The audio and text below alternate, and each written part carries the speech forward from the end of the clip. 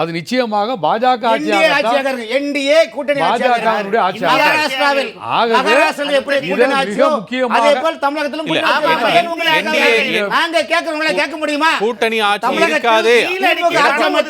காங்கிரஸ் கேட்க முடியுமா? கேட்க முடியுமா சொல்லுங்க. ஒரு நிமிஷம், அதிமுக சார்பு யாரும் இல்ல. திரு சமையல், இதுல இஸ் தேர் ஆப்ஷன் ஒரு ஒரு ஒரு வாதத்திற்கு கேட்டா 125 தொகுதிகள் கேட்டா கூட்டணிக்குள்ள இருக்கக்கூடிய மற்ற கட்சிகளுடைய நிலை எப்படி இருக்கும்னு நீங்க நினைக்கிறீங்க? நீங்கள் ஒரு கட்சியை சார்ந்தவர் அப்படிங்கிற நிலைப்பாட்டிலிருந்து பார்த்தா கூட அது எப்படி இருக்குன்னு நினைக்கிறீங்க? எல்லா அரசியல் கட்சிகளுக்குமே நெருக்கடிகள் இருக்குது. அந்தந்த கட்சிகள் செய்யக்கூடிய பணிகளுக்கு தக்கவாறு சீட்டுகளில் நிற்கணும், அதிக இடங்கள் பெறணும் என்பது எல்லா கட்சிகளுக்கு உள்ளே பிரச்சனையாக இருக்குது. ஆகவே அனைத்து கட்சிகளும் அப்படிப்பட்ட கோரிக்கைகளை முன்வைக்கிறாங்க. ஆனால் இந்த நெல்லை நிகழ்ச்சியை ஒட்டி தான் இன்றைக்கி நம்ம பேசுகிறோம். உண்மையிலே ஒரு மிகச்சிறந்த முன்னெடுப்பது. ஒரு மாநிலத்தில் பாஜக எந்த அளவிற்கு தேர்தல் கமிஷனை வைத்துக்கொண்டு அவர்கள் மோசடியில் ஈடுபட்டார்கள் என்பதை தமிழ்நாட்டு மக்கள் மத்தியில் மிக வலுவாக பேசுவதற்கான ஒரு மாநாடு. அந்த மாநாட்டினுடைய செய்தி அதனுடைய மேலிட பார்வையாளர்களுடைய இந்த உரையால் அது வேறு பக்கம் திசை திருப்பப்பட்டிருக்கு அப்படிங்கிற கவலை. அது அவர் மட்டும் சொல்லல, அவர் மட்டும் சொல்லல, அவருக்கு பொறுப்பு இருக்கு. நான் தெளிவுபடுத்த விரும்புகிறேன். ஒரே நிமிஷம் என்ன அனுமதிங்க.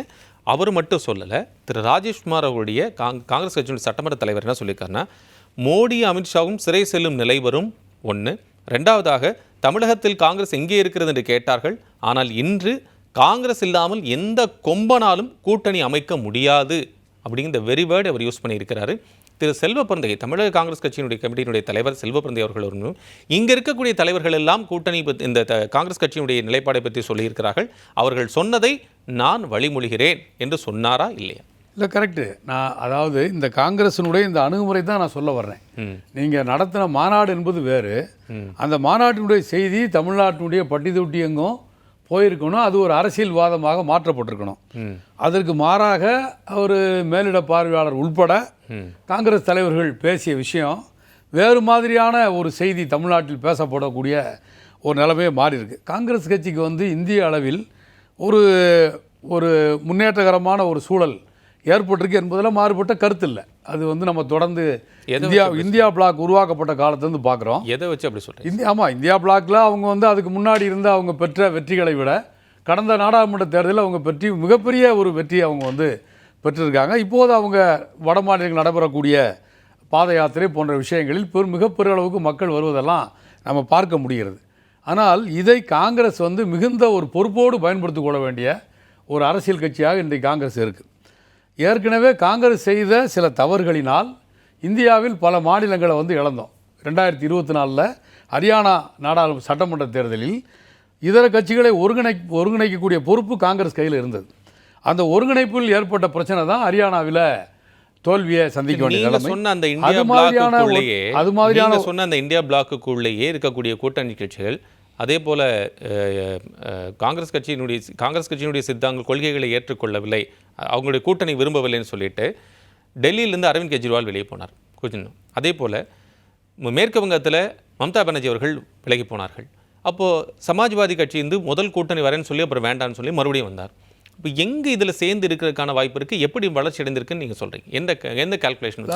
காங்கிரஸ் இல்லை, சட்டமன்ற தேர்தல் முடிவுகள் நாடாளுமன்ற தேர்தல் முடிவுகள் சாதகமாக இல்லையே. அது இல்லை, நாடாளுமன்ற தேர்தல் முடிவுகள் அதை சாதகமாக விளக்கியிருக்கு. நீங்கள் காங்கிரஸ் கட்சி இப்போ ரொம்ப ஒரு பொறுப்போடு நடந்து கொள்ள வேண்டிய ஒரு சூழல் இருக்கிறது. சரி, அது மாதிரியான ஒரு தன்மையை அவங்க வெளிப்படுத்த வேண்டிய அவசியம் இருக்குது. ஒரு மராட்டிய தேர்தலில் பார்த்தோம், ஹரியானா தேர்தலில் பார்த்தோம், டெல்லி தேர்தலில் பார்த்தோம். இதிலெல்லாம் கட்சிகளை ஒருங்கிணைக்கக்கூடிய இப்போ தமிழ்நாடு சிறந்த உதாரணம். நீங்கள் காங்கிரஸ் கட்சியினுடைய தலைவர்கள் பேசியிருக்காங்க திருநெல்வேலியில், திமுக தரப்பிலிருந்து பதில் இல்லை. இது மாதிரியான ஒரு அணுகுமுறையை காங்கிரஸ் அது பலமாக இருக்கக்கூடிய மாநிலங்களில் கடைப்பிடிக்க வேண்டிய அவசியம் இருக்குது. இப்போ இங்கே ஒருவேளை திமுக தரப்பில் அதுக்கு பதில் சொல்லியிருந்தா ஒரு மிகப்பெரிய ஒரு விரிசல் என்பது தமிழ்நாட்டில் ஏற்பட்டிருக்கும். திமுக பல கட்சிகள் கோரிக்கை வைக்கிற போது அது குறித்து அவங்க எந்த விதமான ஒரு பதிலும் சொல்லாமல் தான் அதை அவங்க கடந்து போகிறாங்க. இன்றைக்கி இந்தியாவில் காங்கிரஸ் கட்சிக்கு மட்டும் இல்லை, இந்தியாவுக்கே மிக முக்கியமான மாநிலம் தமிழ்நாடு. தமிழ்நாடு தான் வந்து இன்றைக்கு இந்தியா பிளாக்ல அதிகப்படியான நாடாளுமன்ற உறுப்பினர்களை கொடுக்கக்கூடிய ஒரு மாநிலம். ஓகே. எனவே காங்கிரஸ் கட்சியினுடைய தேர்தல் தொடர்பான முடிவுகளை தமிழ்நாடு காங்கிரஸ் கட்சி எடுக்க முடியுமா, அல்லது தமிழ்நாட்டுக்கு வந்து பேசிட்டு போன மேலிட பார்வையாளர் எடுக்க முடியுமான்னு நிச்சயமாக எடுக்க முடியாது. காங்கிரஸ் கட்சியினுடைய அகில இந்திய தலைமைக்கு தமிழ்நாட்டினுடைய தேவையும் அதில் திமுகவினுடைய தேவையும் மிக முக்கியமான ஒரு தேவையாக இருக்கிறது என்கிற முறையில் தான் பார்க்க வேண்டியிருக்கு.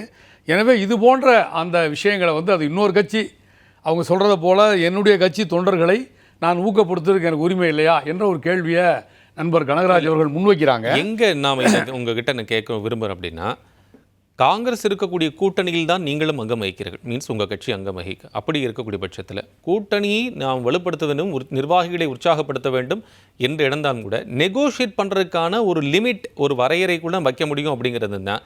இப்போ நம்ம மார்க்சிஸ்ட் கம்யூனிஸ்ட் கட்சி வந்து ஒரு 60 தொகுதி 70 தொகுதிகளை கேட்க வேண்டும் என்று நீங்கள் முதல் கேட்பீர்களா அப்படிங்கிற கேள்வியை நோக்கி நகர்த்துறாரு திரு நந்தகுமார். இல்லை, நான் அதுதான் தவறுன்னு சொல்ல வர்றேன். காங்கிரஸ் கட்சி மாநாட்டில் அதான் கனகராஜ் நான் சொல்ல வந்தேன். கனகராஜ் அவர் சொன்னபடி எங்கள் கட்சியில் எங்கள் தொண்டர்களை நாங்கள் ஊக்கப்படுத்த பேசக்கூடாதான்னு வந்து காங்கிரஸ் கேட்கலாம்.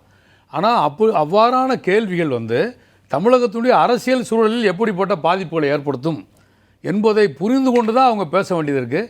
நிறையா இழப்புகளை காங்கிரஸ் சந்தித்ததற்கு இது போன்ற காங்கிரஸுடைய அணுகுமுறை காரணம். ரொம்ப முன்னாடிலாம் இல்லை, இப்போ 2014 13 தொடர்ந்து இந்தியாவில் நடைபெற்ற தேர்தல்களில் நம்ம வந்து பார்க்குறோம். கேரளாவில் போய் அவங்க வந்து மதிப்புக்குரிய ராகுல் காந்தி அவர்கள் கேரளாவில் போய் பேசுகிறாங்க. நான் பாஜகவையும் சிபிஎம்மையும் ஒரே தன்மையில் பார்க்குறேன்னு சொல்லி இப்படிப்பட்ட இந்த உரையாடல்களை அவர் நிச்சயமாக வந்து தவிர்க்கணும். அது காங்கிரஸ் நாங்கள் இருக்கிற அணியில் இருந்தாலும் கூட இது போன்ற தன்மையில் அவங்க வெளிப்படுத்துவது என்பது தமிழ்நாட்டினுடைய பொது எதிரிகளுக்கு எதிரான போராட்டத்தை பலகினப்படும். இங்கிருந்து தான் ஒரு செய்தியை நீங்கள் மற்ற மாநிலங்களுக்கு அல்லது டெல்லிக்கு சொல்ல வேண்டும் என்று திரு சோடங்கர் சொல்கிறார். இது வந்து அதான் சொல்கிறேன், அவங்களுடைய அணுகுமுறை இன்றைக்கு இருக்கக்கூடிய இந்த அவர்கள் மீது சுமத்தப்பட்டிருக்கக்கூடிய பொறுப்பிலிருந்து அவர்கள் மிகச்சரியாக வந்து அவங்க பார்க்கல அப்படிங்கிறதான் நமக்கு தெரியுது. அதான் நான் திருப்பி சொல்கிறேன், நிறையா சேதாரங்களை அவங்க சந்தித்ததற்கு இது போன்ற விஷயங்கள் வந்து காரணமாக இருக்குது என்பதை நம்ம பார்க்க வேண்டியிருக்கு. எப்படியாக இருந்தாலும் தமிழ்நாடு என்பது இன்றைக்கு இந்த செய்தி ரொம்ப அவங்க கனகராஜ் சொன்ன கடைசி செய்தியில் நான் உடன்படுறேன். இது போன்ற அவர்கள் பேசப்பட்ட செய்தி இன்றைக்கி தமிழ்நாட்டில் ஒரு முதன்மை செய்தியாக மாற்றப்பட்டிருப்பதற்கு நிச்சயமாக அதற்குள் தமிழ்நாட்டுக்கு விரோதமான அல்லது தமிழ்நாட்டில் இருக்கக்கூடிய இந்தியா கூட்டணியை இது ஒரு மிக முக்கியமான ஒரு கூட்டணியாக இருக்குது. இது நிச்சயமாக வருகிற 2026 தேர்தலிலும் 1000 பிரச்சனைகளை கடந்து இதுதான் வெற்றி பெற போகிற ஒரு கட்டாயமாக வெற்றி பெறும். ஆகவே இந்த வெற்றியை குலைப்பதற்கு வேறு எந்த விதமான வழியும் இல்லாத போது ஹெவியான ஆன்டி இன்கம்பன்சி இருக்கு, காங்கிரஸ் இல்லாம வந்து இருக்கிறதுக்கு வர வாய்ப்பு இல்லை அப்படிங்கிற அது வந்து எந்த கட்சி ஆளுங்கட்சியாக இருந்தாலும் அதற்கு எதிராக நிச்சயமாக இருக்கும். இப்போ மார்க்சிஸ்ட் கட்சிக்கே திமுகவினுடைய நடவடிக்கைகள் 100% உடன்பாடு இருக்குன்னு சொல்ல முடியாது. தமிழ்நாட்டினுடைய அரசியல் சூழலுக்கு இன்றைக்கு இந்த அணி தேவை என்கிற முறையில் அரசியல் ரீதியான முறையில் நாம் இந்த அணியோடு இருக்கிறோம். தேர்தலுக்காக இருக்கிறோம் என்பதில் மாறுபட்ட கருத்து இல்லை. மக்களுக்காக என்கிற முறையில் தமிழ்நாட்டுக்குள்ள அப்படி இல்லை, நிச்சயமாக தேர்தல் மக்களுக்காக தானே. மக்கள் வேற, தேர்தல் வேறயா? ஆமா, நீங்க மக்களுக்கான திட்டங்களை முரண்படுகிறீர்கள் என்று நீங்கள் சொல்லும்போது இந்த தேர்தலில் நான் தெளிவா சொல்றேன், இந்த தேர்தலில் ஒரு நிமிஷம் நான் பேச அனுமதிங்க. இந்த தேர்தலில் அதிமுக வெற்றி பெற்றால் அது அதிமுக ஆட்சியாக இருக்க போறது இல்லை. அது நிச்சயமாக பாஜக ஆட்சியாக என்டிஏ கூட்டணி பாஜகவுடைய ஆட்சியாக. ஆகவே மிக முக்கியமாக தமிழகத்திலும் நாங்க கேட்கறவங்கள கேட்க முடியுமா? கூட்டணி ஆட்சி இருக்காது. காங்கிரஸ் கேட்க முடியுமா சொல்லுங்க. அதிமுக சார்பில் யாரும் இல்ல. காங்கிரஸாலோ விடுதலை சிறுத்தையாலோ திமுக ஆட்சி அமைத்தால் எங்களுக்கு கூட்டணி பங்கு கேட்க முடியுமா? அந்த தைரியம் உங்களுக்கு இல்ல. இதுல இல்ல சார், இதுல அவங்க அவரே ரொம்ப தெளிவுபடுத்தி இருக்கிறார். கூட்டணி ஆட்சி இல்லை என்ன சொல்லிருக்காங்க. அதிமுக பொதுச் செயலாளர் கூடிய எடப்பாடி பழனிசாமி அவர்கள் என்ன சொல்கிறார்களோ அதுபடி நடக்கும் என்று சொல்லியிருக்காங்க. அதிமுக தரப்புல யார் இல்லைங்கிறதால இந்த ஸ்டேட்மெண்ட் சொல்றாங்க. தமிழ்நாட்டு மக்களுக்காக இல்ல அண்ணே, அது அதிமுக ஆட்சியா அண்ணன் எடப்பாடி அவர்கள் முதலமைச்சராக இருக்க போறாங்க வேறு விஷயம். ஆனால் பாஜக ஒரு கட்சியோடு தேர்தல் உறவு வைத்திருந்தால் அந்த கட்சிகள் என்ன ஆயிருக்கு இந்தியாவில் எத்தனையோ உதாரணங்கள் கேட்டால் நான் சொல்றேன். மகாராஷ்டிரா சரி பேசுவோம். எத்தனையோ உதாரணங்களை நான் சொல்ல மகாராஷ்டிராவில் முடியும். அது போன்ற ஒரு நிலைமை அதிமுக உருவாக்குனார். ஏற்படும். சரி. தமிழ்நாட்டுடைய அரசியல் சூழல் என்பது மிக மோசமான பாதிப்பை சந்திக்கும் என்பதற்காக சரி ஓகே நாம இந்த அணியில இருக்கோம். ரைட், தொடர்ந்து பேசுவோம் தொடர்ந்து பேசுவோம். நான் ஒரு இதை பிரேக் பார்த்திருக்கேங்க. தமிழ்நாட்டு மக்கள் இன்னைக்கு அதிமுகவை அஞ்சா போறதுக்கு காரணம் யாரு, அதே போல ஒரு கல்ல 2 மாங்காயாக செய்தது யாரு என்பது தமிழக மக்களுக்கு நல்லா தெரியும். பேசுவோம் திரு கிணறு.